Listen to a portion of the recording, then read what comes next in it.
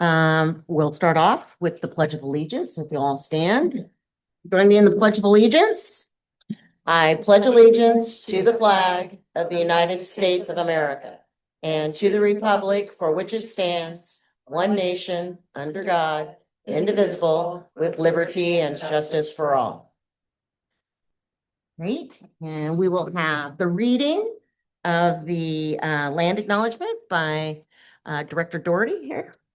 We want to acknowledge that we gather as Northwest Regional ESD on traditional lands of the Chinook, Clatskanie, Clatsop-Nehalem, Kalapuya, Siletz, and Tillamook peoples, past and present, and honor with gratitude the land itself and the people who have stewarded it throughout the generations. Thank you very much. All right, first order of business is to appoint the board member position for post-secondary. Superintendent Goldman. Thank you, Madam Chair. So this is per policy BDE, which is included in your packet, that the zoned board members elect and appoint the appointed positions. So that's our positions A, B, C, and D. We have one application for the post-secondary position. Paul Gerald, who's the president here in Tillamook County of the Tillamook Bay Community College, has applied and wants to do 4 more years at the ESD. And so it's the administrative recommendation to appoint Paul, and this would be a vote of only the elected members of the board. I move that we approve Paul Gerald for the post-secondary position. Second. All right, it's been properly moved and We're so seconded excited. that we appoint Paul Gerald to the position of position A. Any discussion on the motion?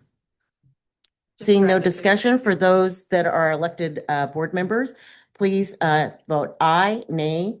All those in favor signify by saying aye. Aye. Any opposed? Motion passes unanimously. Congratulations, Paul. It's a real deal. With that, we will do, with that, I know it was close. It was close. I was gonna have to do a roll call vote, I thought. This second was, and so with that, Superintendent Goldman will administer the oath of office. Well, all right. So, congratulations. Oh, thanks, Dave. Please repeat after me. I state your name. I, Paul Gerald, Do solemnly swear do solemnly swear that I will support the laws to support the laws of the United States and the state of Oregon, of the United States and the state of Oregon, and the policies of the Northwest Regional and ESD. the policies of the Northwest Regional ESD. During my term as member of the board of directors, Seriously.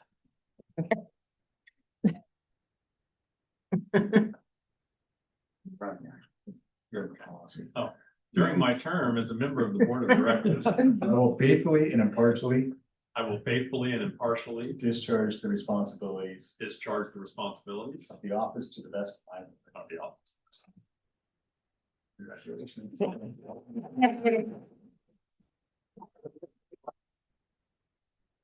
Do you have any remarks for the board or?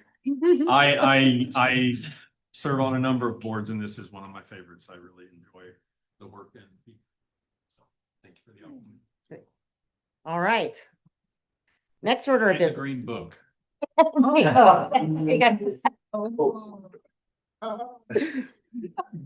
All right, our next order of business is the election of a board chair and vice chair. And with that, I will open up for nominations for board chair. I nominate Becky Timchuk for a second term as board chair. I second.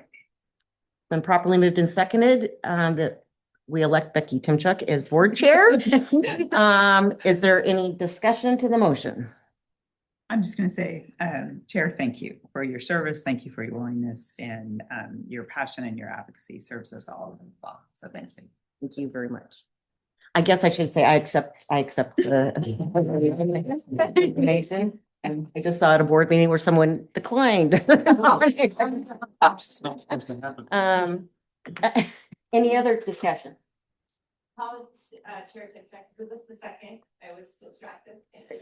Chris. Chris, I'll just add that I think we're at a time where consistency and stability is unusually important, and you've represented us very well in a variety of different government relations types of affairs, and I'm just really excited to learn from you for another year on chair. Thank you. Any other discussion? All right, we'll call a motion. All those in favor, you can signify by saying aye. Opposed, nay. All those in favor signify by saying aye. Aye. Any opposed? Motion passes unanimously. Thank you very much. I appreciate the vote of confidence, and I'm looking forward to, now that I know what I'm doing, hopefully, I can say. I can. Uh-oh. Oh, I'll be right here. Yeah, the more I can tell you that. Bilbo. So with that, I will open it up for nominations for vice chair. Michelle. I would like to nominate Maureen Wolf for the position of vice chair. Is there a Second, It's been properly moved. And you know what? I think we're gonna start a new, I will try to repeat this for you by Michelle, made the motion, Chris seconded. I will not probably get very good like they do at the Board of Education of Director so-and-so said, you know, but I'll say their first name, so then you won't have to look up. How do I start that policy, that practice? All right, been properly moved and seconded. Is there any discussion to Maureen Wolf as vice chair? I will just ditto of how important it is with consistency. And I will also say it is great to work with leadership when we can touch base so often in our, no, row the boat in the same direction. So that is very, very helpful. So, all right, with no other further discussion, vote aye or nay. All those in favor signify by saying aye. Any opposed? Motion passes unanimously. Congratulations. Thank you all very much. There are 3 for you. Very Thank good. you. All right. Are there any revisions or reviews to the agenda? Madam Chair, Yes. I would like to take off under consent agenda, the 8D of approve a revised 25-26 board meeting calendar for discussion later in the agenda. All right. So ordered. All right, any other reviews or revisions to the agenda? All right, so we will move that to later business. Is there any public comment? Do I have to, it have to be moved? Okay. So moved. Is there a second to the motion to remove from the consent agenda? Second. All right, so it was moved by Michelle, it was seconded by Doug to remove the agenda item from the consent agenda to action items. All right, all those in favor signify, first, any discussion?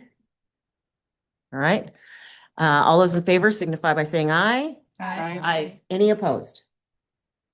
All right, motion passes unanimously. Thank you. All right, any public comment? Any public comment? Thank you very much. All right, next order of business, consent agenda. I move we approve the consent agenda as amended. I'll second. All right, it was moved by Chris and seconded by Maureen that we approve the consent agenda. Is there any discussion?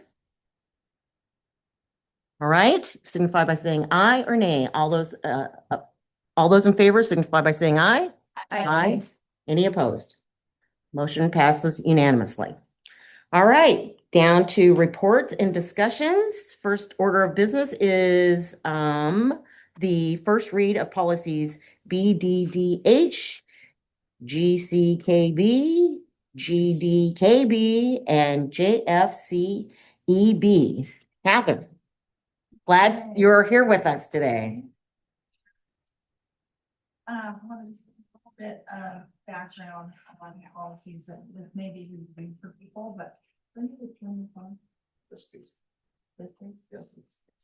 All right. So we subscribe to the OSBA Policy Plus services. So the Oregon School Boards Association has attorneys that review policy and provide recommendations to us if there are any changes to law or changes to practice that impact our policies. And then they give us recommendations for changes to make sure that our policies are up to date with law. We also have the opportunity to revise our policies whenever we want to. And so the three policies for consideration in this first reading are ones that are initiated by us for specific reasons. And so the first policy, BDDH, the public comment at board meetings. The salient changes here, the proposed, are that there can be a time limiter for public comment, and making sure that we're in compliance with people, offering people written public comment, and same for virtual attendees. And then also says that people can't, give their time to others. And just so you all know, as a review, any underlined, highlighted words are new additions, new suggested additions, and anything with a strikeout is existing language that we're proposing to eliminate. Any questions on the updates to this board policy about public comment? Questions from anybody? And I assume this matches exactly what was in the document we reviewed earlier. Yes. Okay, the next one, meetings, GCKB and GDKB. There was a rule that we can't have food at events unless that is part of someone's compensation. And so there's additional language in our meetings policy to allow that. So that's the reason that we reviewed that policy in particular. And then that last paragraph is has changed and is no longer correct. So it had language in that policy about when staff meetings could be held and action by our associations within the day. And so after the Janus decision, that those rules have changed, and therefore we follow our contract language and state law about when association has rights to visit with their members during their workday. And just in summary, both of the contracts, licensed and classified contracts, association representatives can meet with members during their workdays so long as it doesn't interrupt their work responsibilities. And so we've got some practice around that. We visit with our labor management teams to make sure we're in compliance with that language. So that's the change to the meetings policy. And then probably for more discussion and consideration is the final policy, JFCEB, personal electronic devices and social media students. We've heard a lot in the news about Governor Kotek's direction on cell phones in schools. And so we are required to have adopted policy in October and have our practices in place by January 2026. But our school principals want to start the year out with practice ready to go. So updates to student handbooks, communication with parents, so that they can have standardized expectations for the duration of the year and not try to do something different come January 2026. They just want to right out of the gate establish expectations. So the edits to this policy are some of the language is exactly plucked out of the executive order for cell phones, but my guess is we will get a subsequent update from OSBA. So then we'll need to compare the language proposed here to what we get from OSBA. So it's likely that this policy will come back in fairly short order with an additional revision. But we wanted to get this before you now so that we would have something in place to start the school year.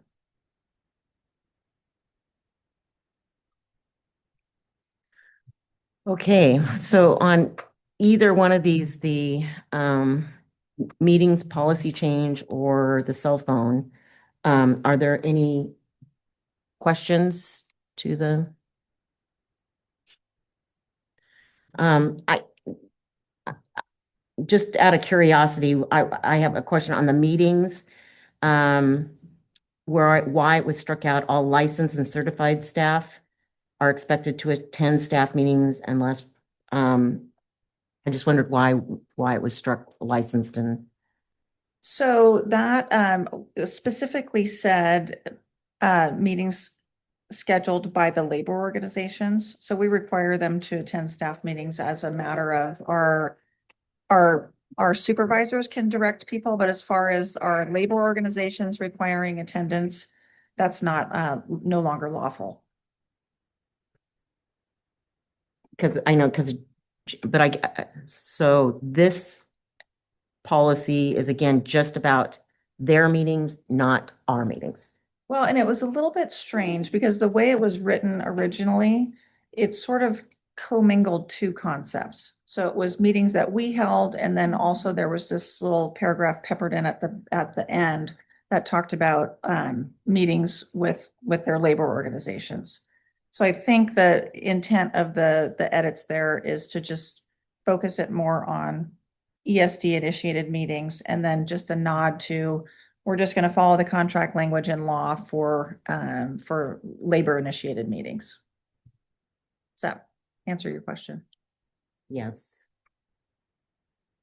So I guess it was because before it was confusing and now we're trying to separate it out. Okay. Mhm. Because I just couldn't figure out why we would remove. And then on the cell phone, was it at all discussed when we were discussing this policy that we, as in the ESD, is going to be responsible for where we say the second to the last paragraph, Northwest Regional ESD has a secure personal electronic device storage at each school. That are we the district paying for those, or is that already in their budget, or? We are, I can't comment. I would be surprised if it was already budgeted because of the recency with the executive order, but we are prepared to purchase those storage devices at each one of our sites. Because we're also seeing that in the news right now that we make this policy, but then we don't provide so it's kind of, if you've got this policy on your books, but then you're not providing, Yeah, and I don't think because we have fewer school sites than a K-12 district, the overall expense for our agency to provide these locked cabinets is less significant than what the impacts for a K-12 school district. I think that maybe we're in a slightly different situation. And just the other thing on cost, right? Just for the board to understand how these schools actually get funded, right? Like our school programs are funded via districts purchasing slots. And quite honestly, we basically run this program as shoestring as we can because we want to try to keep the cost down. But when we add costs to our school programs, we're actually really adding costs to the districts who have to pay for those slots. So it actually comes out in the amount that we charge the districts the following year. I know that doesn't feel good, but the reality is we don't get money from the state to run these programs. We cover our costs through charges to the districts.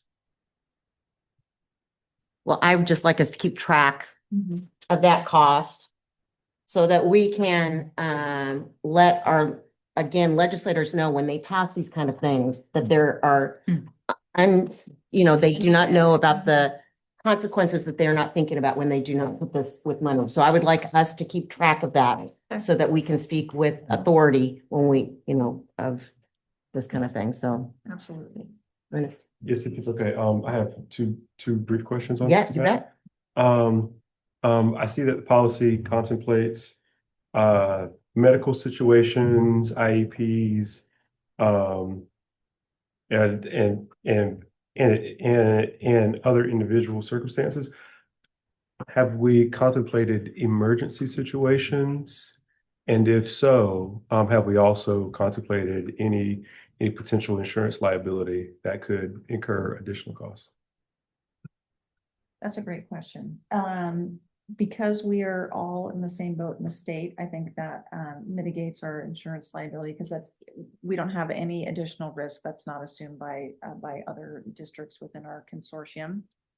And as far as the exemptions go, that would be a formal process with the school, depending on the age of the child, potentially the child and the family to work through any of those exemptions.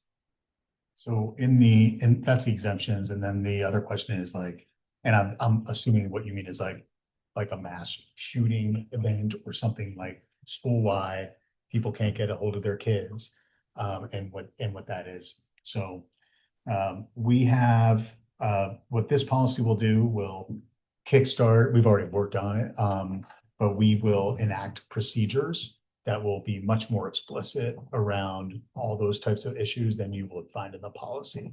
So how do parents get a hold of their kids during the day? Because they can't do it that way. What is the emergency procedure? Because we have those planned for. So all that stuff will be represented in procedure. Yeah. Thank you. Any other questions? Then I have one more. On right under assessing the internet independently from the ESD or district network infrastructure and is a device not issued by Northwest Regional ESD.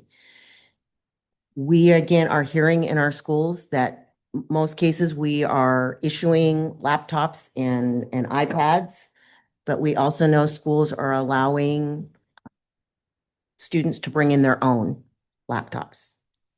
So if it's one that is not issued by the ESD, will we ask them to put that? Yes, yeah, and just as Dan mentioned, I think in the draft procedures, they talk about, it's the way they describe it's like a rolling cabinet with different slots for each child's, for each student's phone. And then if there's larger devices, they have another plan for securing those separately. And how about watches? And watches, because they can That's hook up to the internet. Yes, So they can. anything that a student will bring in from the outside that can hook into the internet is what we're talking about. Anything. And in our schools, this will be a bigger issue in districts. Why? In our schools, because of the nature of the programs we run and the restrictive nature of the programs we run, it won't be as huge of a change in practice on the computer side. And the only reason I'm asking all these questions is this is going to be tested. This is going to be tested. So 2 seconds. So we just want to make sure we understand now that we've made the right, because this is going to be tested. And the language, that language specifically about, capable of accessing the internet independently, that's right from the executive order. And again, I think that's intentionally broad so that we can funnel down into more specifics within our procedures. And, we've had discussions also about the handheld gaming devices. Those also hook up to the internet. So there's a whole host of considerations, and the kids will test it. I use my Google glasses to see. It's Meta glasses now. Yeah. So, and again, as you pointed out, we're probably going to be reviewing this in the next, because of OSBA, but also the Board of Education gets to weigh in on this and come up with some of the rules. So all the rules have not been correct. And just a reminder on our process. So what we do, because we subscribe to the OSBA policy service, after the second reading, we actually send our policies back to OSBA and then their attorneys give them the once over. So even on the ESD initiated changes, they'll look at that and they'll say, hey, you made this change, but that's actually not lawful, and they'll flag that for us. So there's another set of checks and balances there for us. Thank you. Any other? Appreciate the update. Thanks. Thank you. Okay, now we're just cooking right along now. Action items. we have approved the June 2025 financial report. Jordan? 75%. Yes. All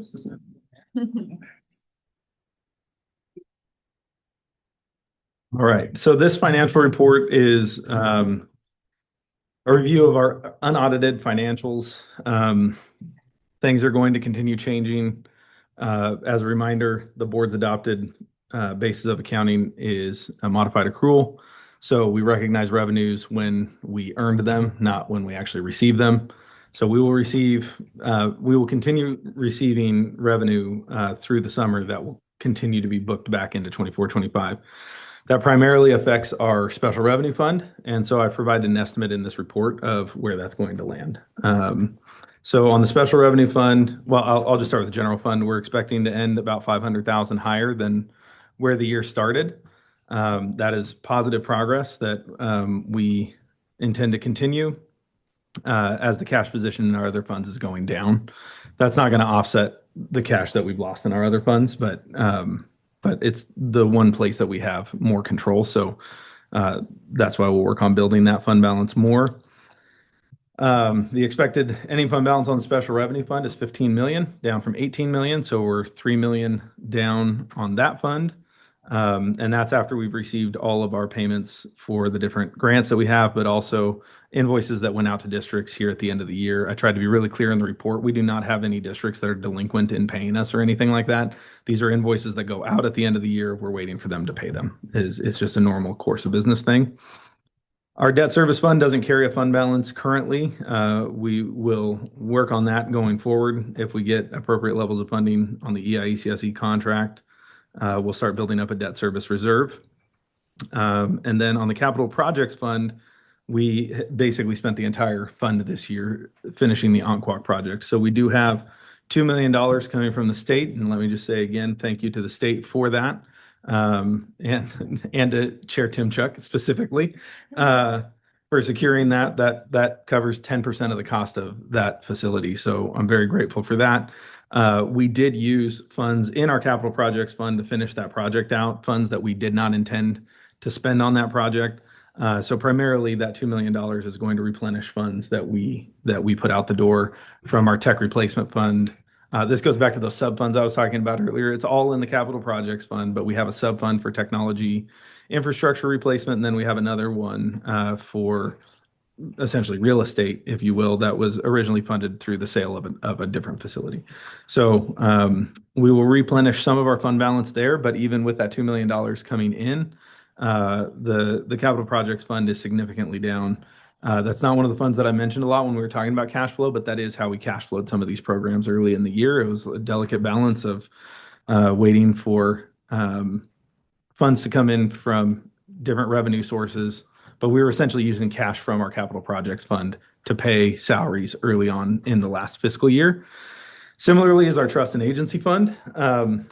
That one is expected to end at 4.1, down from a beginning balance of 9.5. And so that represents $5 million, over $5 million that our districts have taken in transit because they have their own budget issues that they are dealing with. And so that's the most significant single line item in our overall cash position. What doesn't get seen in that is, yes, the $5.4 million has been taken, and I shouldn't say taken, like that's their money. It's great. But it reduces our overall cash position. The other side to that, though, is that they are going to be claiming that cash faster in subsequent years.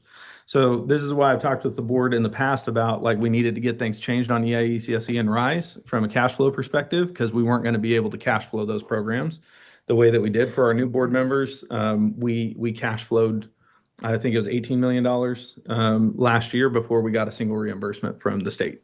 So we paid the first $18 million of the EIE, CSE, and RISE contracts before those contracts got settled with the state and they sent the money to us.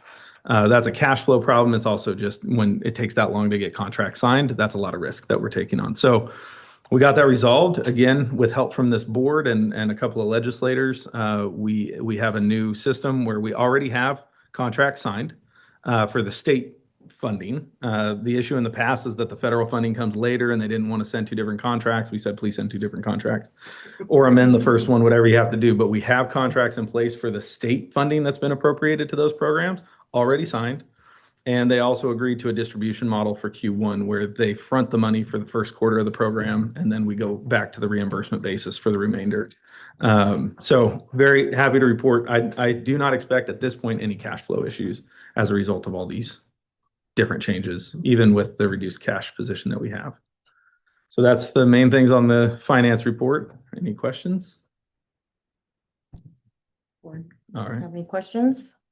Okay, I know we're running on to, I just want to point out that it's such a different message on cash flow, and really that does not happen without Northwest Regional ESD, including board work, Jordan's work, my work, OA ESD pushing on it. And it is I'm talking, these are decades long problems for ESDs. Like when we started pushing on this, ESDs where other ESDs who have been in these positions long, we're like, that's just the way it is, and you guys have to deal with it. We're like, we cannot deal with it anymore.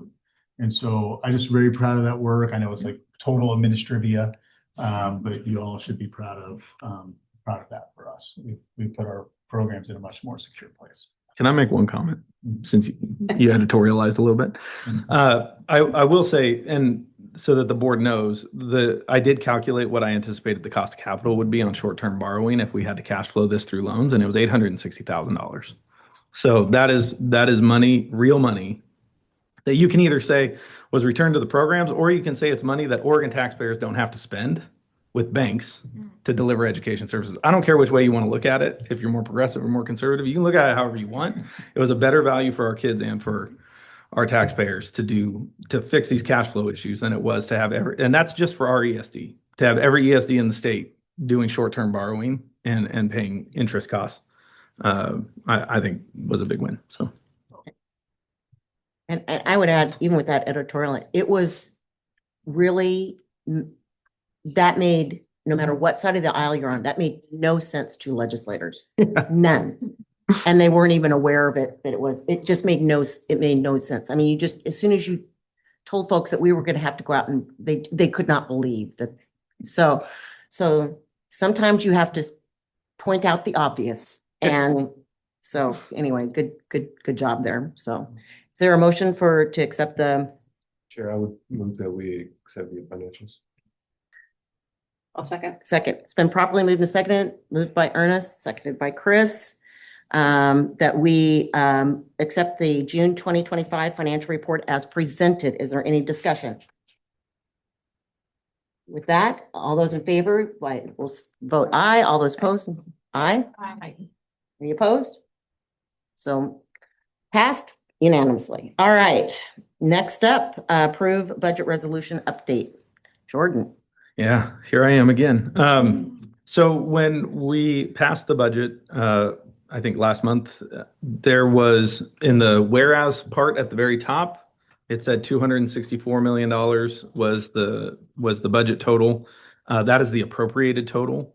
It's the way that I've laid out these resolutions in prior experiences. But it didn't sit right, I guess you could say, with our counties. And so they wanted that number at the top to be the same number as the one at the bottom. So the one at the bottom in that table on that original resolution, it's $264 million of appropriations and then $4 million unappropriated ending fund balance. Totals out to $268 million. So the now therefore be it resolved part of the resolution had the 268, but the whereas at the top did not. All parties involved acknowledge that this is a clerical error, not a material difference in our budget. And so they said a simple resolution acknowledging the clerical error and that the board understands that it adopted a $268 million budget, not a $264 million budget, was sufficient to resolve this issue.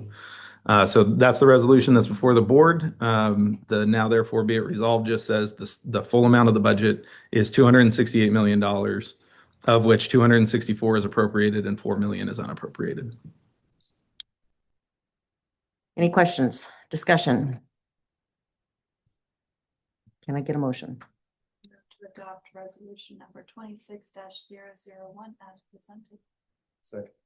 All right, it's been moved by Dorian, seconded by Ernest, that we adopt resolution number 26-001 as presented.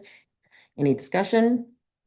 Seeing none, all those in favor signify by saying aye. Aye. Any opposed? Motion Thank you. passes unanimously. Next order of business, approved retirement of facility, Hillsborough Early Learning Center. This one may need a little more discussion, and Dan, I don't know if you want to tee this one up or if, okay. So the facility at 759 Southeast Washington Street is the former Hillsborough Early Childhood Center. That facility has been completely replaced by the Onquak Early Learning Center that we just finished construction on. And so we don't have a purpose for the 759 Washington Street facility. And the concern that I shared with Dan is that my experience with vacant facilities has not been positive. And it is in very close proximity to the Max line. And so I don't think it serves the agency's interests to retain a facility that we don't have anybody working out of. Of course, there's the financial implication as well. Collier's estimated the value of the facility around $4 million. And so with the board's permission, we will declare this retired, which then allows us to engage with Collier's to list it on the commercial market. At that point, if we do find a buyer and we feel that it's a good deal, then we would bring that contract back to the board. So the board with this resolution is not agreeing to sell the building. You're declaring it retired, which goes along with board policy FL. I just need that declaration from the board before I can engage Colliers to start testing the market to see if we can find a buyer. Just one quick addition, Jordan.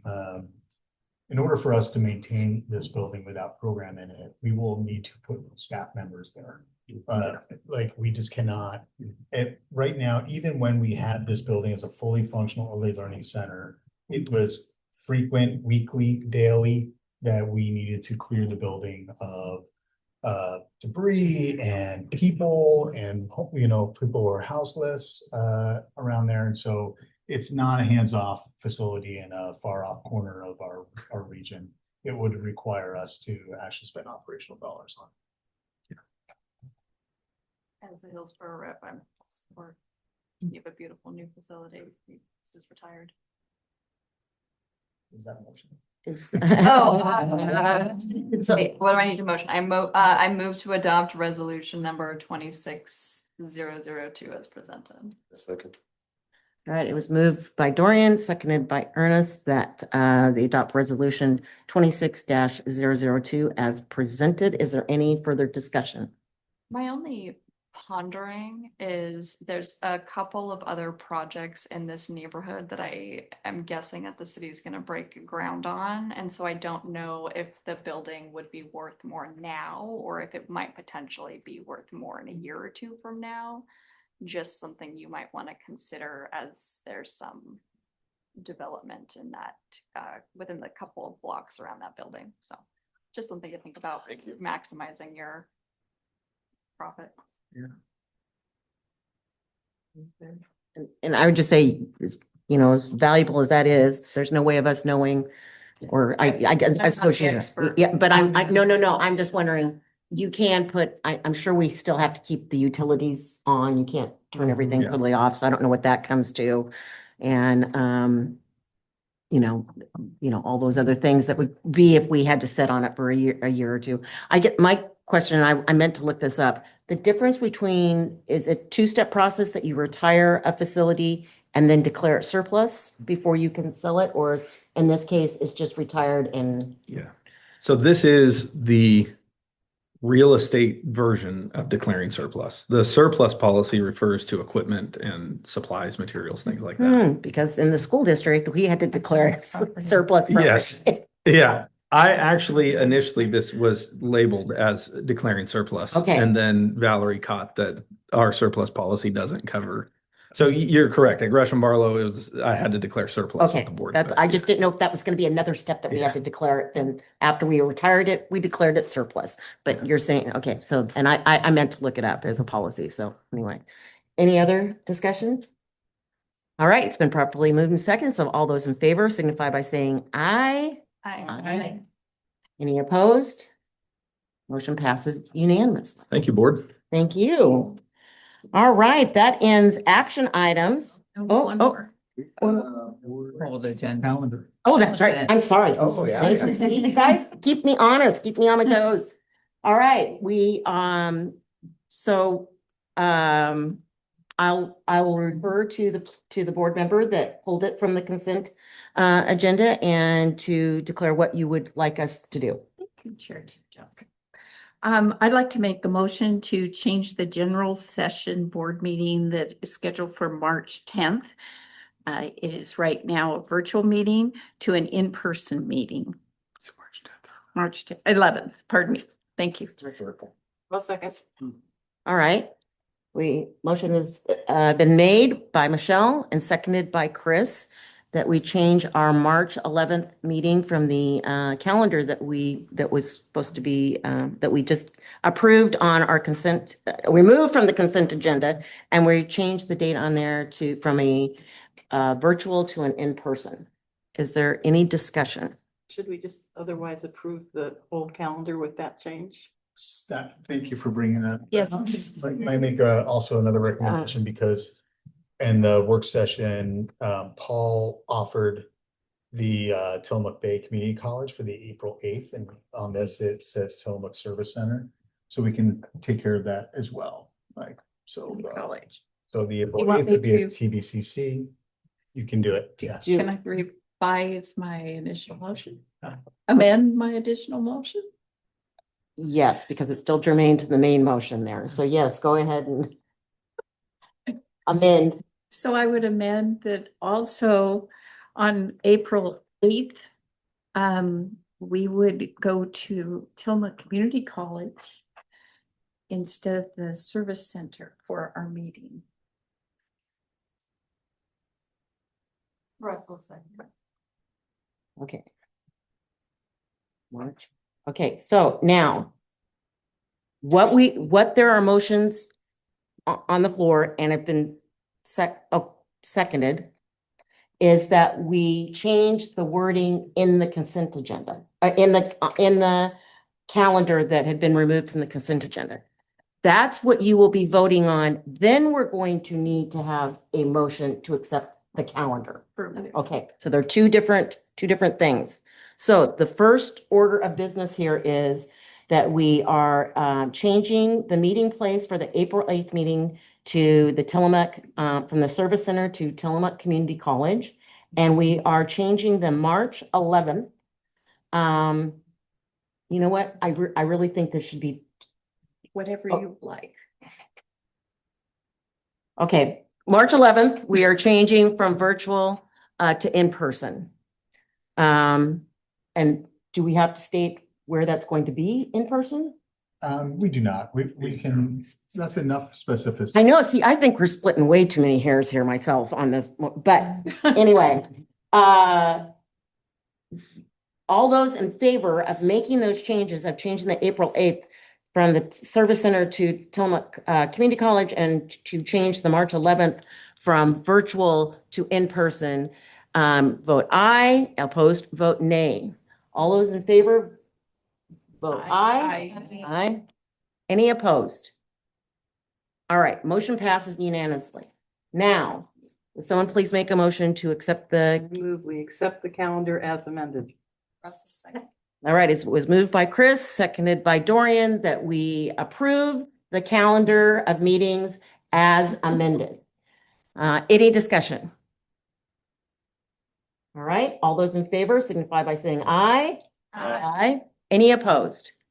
Motion passes unanimously. Okay. All right. Test of Robert's rule. Okay, now with that, are there any board member comments? All right, I will make comment. You know me, I'm not without words. I want to first thank the staff all for putting together a very nice work session and for making all the arrangements for us to be here. Thank you very much, Valerie, for lunch and for making all the arrangements. Appreciate it. Rest of the staff, thank you for staying an extra day and presenting. And someone we did not hear from today, but we thank you so much for being here and we welcome you to the ESD. Adam Wallen, who we talked about you in the meeting. We talked about you and we're so excited about the work that you're going to be doing and being a partner with you. So thank you very much for taking the drive over here. And Stuart, always, always thank you for keeping us going and keeping everything right, all the IT things. So thank you very much for making that happen.